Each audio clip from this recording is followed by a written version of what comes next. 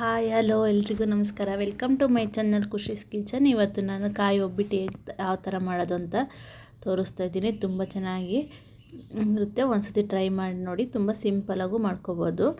ಬನ್ನಿ ಯಾವ ಥರ ಮಾಡೋದು ಅಂತ ನೋಡೋಣ. ಫಸ್ಟಿಗೆ ನಾನು ಮೈದಾ ಹಿಟ್ಟನ್ನ ಕಲಸಿಟ್ಕೊಂಡಿದ್ದೀನಿ. ನಿಮಗೆ ಮೈದಾ ಹಿಟ್ಟು ಕಲಸೋದು ಬೇಕು ಅಂದರೆ ಡಿಸ್ಕ್ರಿಪ್ಷನಲ್ಲಿ ಹಾಕಿರ್ತೀನಿ ಲಿಂಕು, ಅದರಲ್ಲಿ ನೋಡ್ಕೊಳ್ಳಿ. ಈ ಥರ ತುಂಬ ತೆಳ್ಳಗೆ ಕಲಸಿಟ್ಕೋಬೇಕು. ಅದು ಮೈದಾ ಹಿಟ್ಟು ತುಂಬ ಚೆನ್ನಾಗಿ ನೆಂದರೆ 1-2 ಅವರ್ ಮುಂಚೆನೇ ಕಲಸಿಟ್ಕೊಂಡ್ರೆ ತುಂಬ ಚೆನ್ನಾಗಿ ನೆಂದಿರುತ್ತೆ. ನಾನು ಕಾಯಿ ತುರಿನ ಫುಲ್ ಒಂದು ಕಾಯಿನ ತೊಗೊಂಡಿದ್ದೀನಿ. ಮತ್ತು ಒಂದು ಕಾಯಿಗೆ ಒಂದು ಬೌಲಷ್ಟು ಬೆಲ್ಲ ಹಾಕ್ಕೊಂಡಿದ್ದೀನಿ. ಫಸ್ಟಿಗೆ ಬೆಲ್ಲನ ಕಾಯಕ್ಕಿಟ್ಕೊಳ್ಳೋಣ. ನಾನು ಬೆಲ್ಲನ ಆರ್ಗ್ಯಾನಿಕ್ ಬೆಲ್ಲ ತೊಗೊಂಡಿದ್ದೀನಿ. ಇದಕ್ಕೆ ಒಂದು ಸಣ್ಣ ಕಾಫಿ ಲೋಟದಷ್ಟು ನೀರು ಹಾಕ್ಕೊಂಡಿದ್ದೀನಿ. ಬೆಲ್ಲ ಈಗ ಕರಗಲಿ ಅಷ್ಟೊತ್ತಿಗೆ ನಾವು ಒಂದು ಫುಲ್ ಕಾಯಿನ ತೊಗೊಂಡಿದ್ದೀನಿ. ಅದನ್ನು ತುರಿದಿಟ್ಕೊಂಡಿರೋದನ್ನ ಫಸ್ಟು ಮಿಕ್ಸಿ ಮಾಡ್ಕೋಬೇಕು. ಅಂದರೆ ಸ್ವಲ್ಪ ಅದು ತರ್ತರಿ ಒಂದು ರೌಂಡು ಮಿಕ್ಸಿಲಿ ಓಡಿಸ್ಕೊಂಡ್ರೆ ಸಾಕು. ಸ್ವಲ್ಪ ಸಣ್ಣಗಾಗುತ್ತೆ, ಆಗ ತೊಟ್ಲಿಕ್ಕೂ ಚೆನ್ನಾಗಿ ಬರುತ್ತೆ.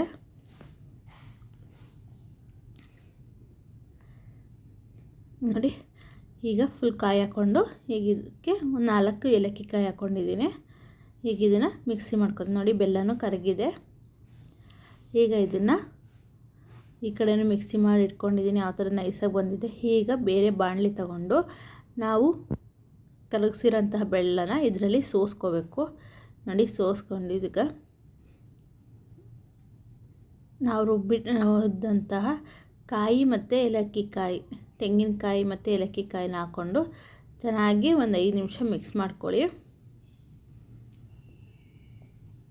ನೀರು ಜಾಸ್ತಿ ಹಾಕೋಕ್ಕೆ ಹೋಗಬೇಡಿ. ಬೆಲ್ಲ ಕರಗಲಿಕ್ಕೆ ಒಂದು ಸಣ್ಣ ಕಾಫಿ ಲೋಟ ಗ್ಲಾಸಷ್ಟು ಹಾಕೊಂಡ್ರು ಸಾಕು. ಇಲ್ಲ ನೀವು ಜಾಸ್ತಿ ಹಾಕೊಂಡ್ರೆ ತೆಳ್ಳಗಾಗಿ ಹೋಗ್ಬಿಡುತ್ತೆ. ಈಗ ನೋಡಿ, ನೀಟಾಗಿ ಮಿಕ್ಸ್ ಮಾಡ್ಕೊಳ್ಳಿ. ಚೆನ್ನಾಗಿ ಒಂದು ಸ್ವಲ್ಪ ತಳ ಬಿಡೋವರೆಗೂ ಮಿಕ್ಸ್ ಮಾಡ್ಕೋಬೇಕು.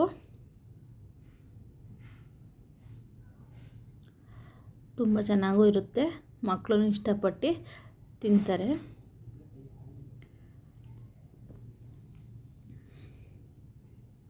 ಒಂದು 10 ನಿಮಿಷ ಚೆನ್ನಾಗಿ ಬಾಡಿಸ್ಕೊಳ್ಳಿ. ನೋಡಿ, ಫುಲ್ ತಳ ಎಲ್ಲ ಸೀದಿದೆ.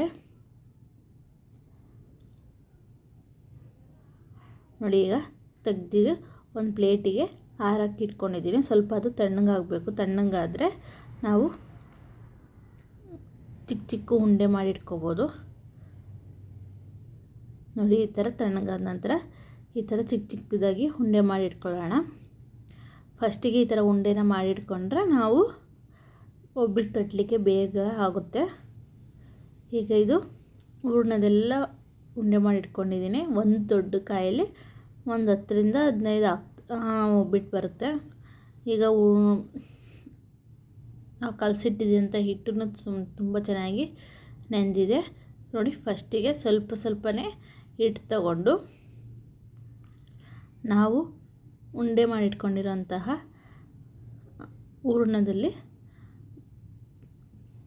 ಹೂರ್ಣನ ಹಿಟ್ಟಲ್ಲಿ ಹಾಕಿ ಇಟ್ಕೊಂಡ್ರೆ ಬೇಗ ತೊಡ್ಕೊಬೋದು. ನೋಡಿ, ಈ ಥರ ಸ್ವಲ್ಪ ತಗೊಂಡು ಈಗ ಕೈಯಲ್ಲಿ ನೀಟಾಗಿ ಸ್ಪ್ರೆಡ್ ಮಾಡ್ಕೊಳ್ಳಿ.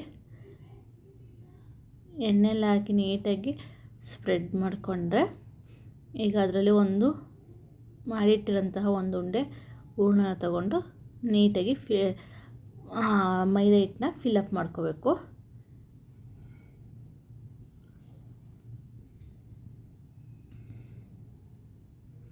ನೋಡಿ, ಫುಲ್ ಕವರ್ ಮಾಡಿಕೊಂಡು ಸ್ವಲ್ಪ ಫ್ಲ್ಯಾಟ್ ಥರ ಪ್ರೆಸ್ ಮಾಡಿಕೊಂಡ್ರೆ ಸಾಕು.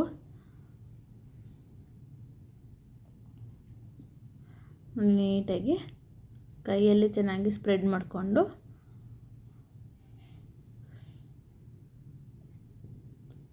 ಹೂರಣ ತಗೊಂಡು ನೀಟಾಗಿ ಕ್ಲೋಸ್ ಮಾಡ್ಕೊಳ್ಳಿ.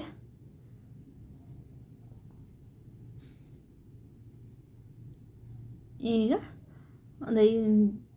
ಅದನ್ನು ಸ್ವಲ್ಪ ಫ್ಲ್ಯಾಟ್ ಮಾಡ್ಕೊಂಡು ಇಟ್ಕೊಂಡ್ರೆ ಮುಗೀತು. ನೋಡಿ, ನಾನು ತೋರಿಸ್ತಿದ್ದೀನಿ ಎಲ್ಲ ಯಾವ ಥರ ಮಾಡಿ ಇಟ್ಕೊಂಡಿದ್ದೀನಿ ಅಂತ.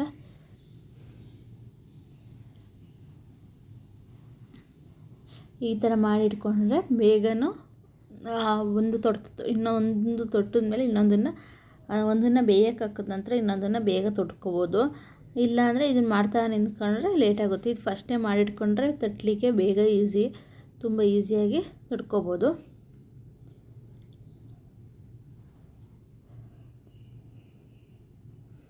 ನಾನು ಎಲ್ಲ ಹೂರಣನೂ ಇದೇ ಥರ ಮಾಡಿ ಇಟ್ಕೋತಾ ಇದ್ದೀನಿ.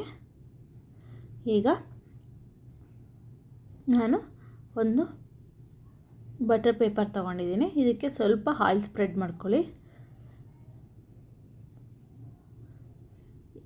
ಈಗ ಮಾಡಿದಂತಹ ಉಂಡೆನ ಹಿಟ್ಟನ್ನ ತಗೊಂಡು ಫಸ್ಟಿಗೆ ಕೈಯಲ್ಲಿ ನೀಟಾಗಿ ಸ್ಪ್ರೆಡ್ ಮಾಡ್ಕೊಳ್ಳಿ.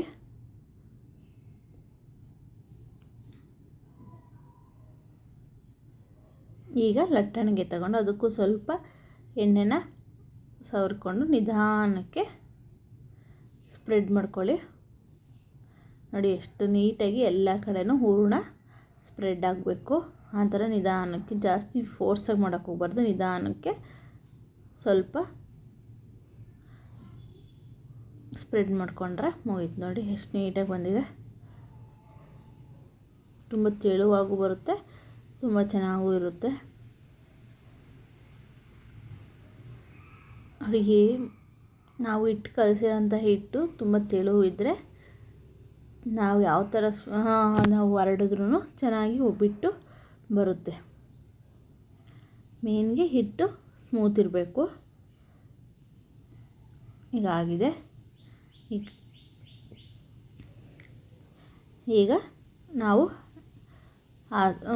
ಹಂಚನ್ನ ಕಾಯಕ್ಕೆ ಇಟ್ಕೊಳ್ಳೋಣ. ನೋಡಿ ಎಷ್ಟು ಚೆನ್ನಾಗಾಗಿದೆ ಒಬ್ಬಿಟ್ಟು. ಈಗ ಹಂಚನ್ನ ಕಾಯಕ್ಕೆ ಇಟ್ಕೊಂಡಿದ್ದೀನಿ.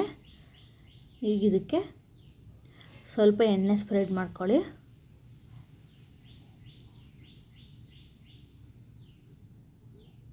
ಎಣ್ಣೆ ಸ್ಪ್ರೆಡ್ ಮಾಡಿದ್ದೀನಿ. ಈಗ ಕಾದಿದೆ. ಈಗ ನಾವು ಮಾಡಿಟ್ಟಿದ್ದಂತಹ ಒಬ್ಬಿಟ್ಟನ್ನು ನೀಟಾಗಿ ಬೇಯಿಸ್ಕೊಳ್ಳೋಣ.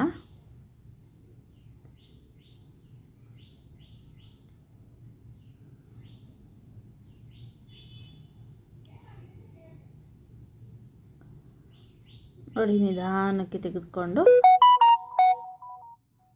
ಹಾಕೋತಾ ಇದ್ದೀನಿ. ನಾನು ನಿಧಾನಕ್ಕೆ ತೆಗೆದು ಈ ಥರ ಹಾಕ್ಕೊಂಡಿದ್ದೀನಿ. ಈಗ ಇದಕ್ಕೆ ಸ್ವಲ್ಪ ಗುಳ್ಳೆ ಬರ್ತಾ ಇದೆ ಅಂದಾಗ ಎಣ್ಣೆ ಸವರ್ಕೋಬೇಕು. ನೋಡಿ ಇದನ್ನು ಅದೇ ಶೀಟಿಗೆ ಮತ್ತೆ ಇನ್ನೊಂದನ್ನು ತೊಡ್ಕೊತಾ ಇದ್ದೀನಿ. ನೋಡಿ ಈ ಥರ 5 ನಿಮಿಷ ಅಲ್ಲಿ ಒಂದನ್ನು ಹಾಕಿದ್ಮೇಲೆ ಒಂದನ್ನು ಈ ಥರ ಮಾಡಿಟ್ಕೊಂಡ್ರೆ ಬೇಗ ಈಸಿಯಾಗಿ ತೊಟ್ಟಿಟ್ಕೋಬೋದು. ನೋಡಿ ಇದು ಸ್ವಲ್ಪ ಹಿಟ್ಟು ಮೇಲೆ ಬಂದಿದೆ. ಈಗ ತೆಗೆದು ಇನ್ನೊಂದು ಸೈಡ್ ಬೇಯಿಸ್ಕೊಳ್ಳೋಣ. ನೋಡಿ ಎಷ್ಟು ಚೆನ್ನಾಗಿ ಬಂದಿದೆ.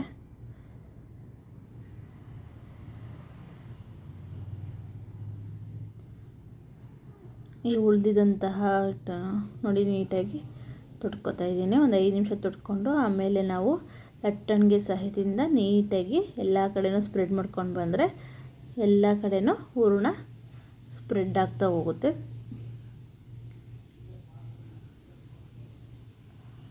ನೀವು ಬಾಳೆ ಎಲೆ ಅಥವಾ ಎಣ್ಣೆ ಪ್ಯಾಕೆಟಿಂದು ಪ್ಯಾಕೆಟು ಅದು ಯಾವುದನ್ನಾದ್ರೂ ಯೂಸ್ ಮಾಡ್ಬೋದು ತಟ್ಟಲಿಕ್ಕೆ.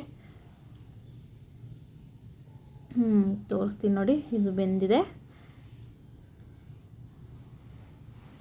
2 ಸೈಡು ನೀಟಾಗಿ ಬೇಯಿಸ್ಕೊಂಡಿದ್ದೀನಿ. ಈಗ ಇದು ರೆಡಿ ಆಗಿದೆ. ನೋಡಿ ಇದನ್ನು ಹಾಕ್ಕೊಂಡು ಬೇಯಿಸ್ಕೊತಾ ಇದ್ದೀನಿ. ನೋಡಿ ರುಚಿಯಾದ ಕಾಯಿ ಒಬ್ಬಟ್ಟು ರೆಡಿಯಾಗಿದೆ. ಪ್ಲೀಸ್ ಇನ್ನು ಯಾರು ನನ್ನ ಚಾನಲ್ನ ಸಬ್ಸ್ಕ್ರೈಬ್ ಮಾಡಿಲ್ಲ ಅಂದರೆ ಪ್ಲೀಸ್ ಸಬ್ಸ್ಕ್ರೈಬ್ ಮಾಡಿ, ಲೈಕ್ ಮಾಡಿ, ಶೇರ್ ಮಾಡಿ, ಕಮೆಂಟ್ ಮಾಡಿ ಹಾಗೂ ಬೆಲ್ ಐಕಾನ್ನ ಪ್ರೆಸ್ ಮಾಡಿ. ನೋಡಿ ಎಷ್ಟು ತೆಳು ಬಂದಿದೆ ಅಂದರೆ ತುಂಬ ಚೆನ್ನಾಗಿ ಬಂದಿದೆ. ಒಂದು ಸತಿ ಟ್ರೈ ಮಾಡಿ ನೋಡಿ. Thank you.